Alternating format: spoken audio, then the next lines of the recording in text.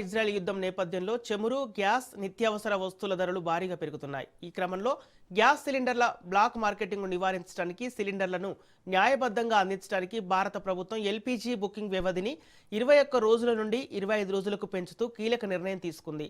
పశ్చిమాసియాలో యుద్ధం నేపథ్యంలో సిలిండర్ల కొరత ఏర్పడుతుందనే భయంతో చాలా మంది ముందస్తుగా బుకింగ్ చేసుకుంటున్నారు.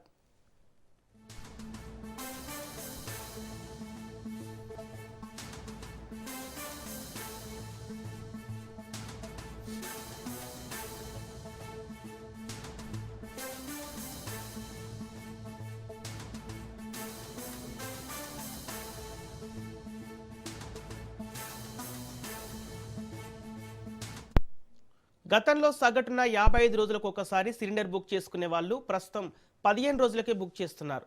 ఈ విషయం ప్రభుత్వం దృష్టికి రావడంతో ప్రభుత్వం బుకింగ్కు 21 రోజుల వ్యవధిని తీసుకొచ్చారు. తాజాగా దీనిని 25 రోజులకు పెంచారు. కమర్షియల్ వినియోగదారుల కంటే గృహ వినియోగదారులకే అధిక ప్రాధాన్యం ఇవ్వాలని గ్యాస్ కంపెనీలకు కేంద్ర ప్రభుత్వం సూచించింది.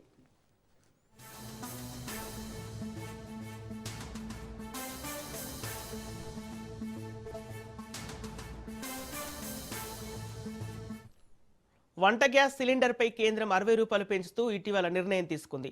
వాణిజ్య సిలిండర్పై 114 రూపాయలు పెంచింది. కాగా ఎల్పీజీ విక్రయానికి అల్జీరియా, ఆస్ట్రేలియా, కెనడా, నార్వే వంటి దేశాలు ముందుకొచ్చినట్లు కేంద్రం తెలిపింది. అంతర్జాతీయంగా చమురు ధరలు పెరిగినప్పటికీ ఇప్పటికిప్పుడు పెట్రోల్, డీజిల్ ధరలు పెరిగే అవకాశం లేదని, దేశంలో ప్రస్తుతం సరిపడా ఇంధన నిల్వలు ఉన్నాయని తెలిపింది.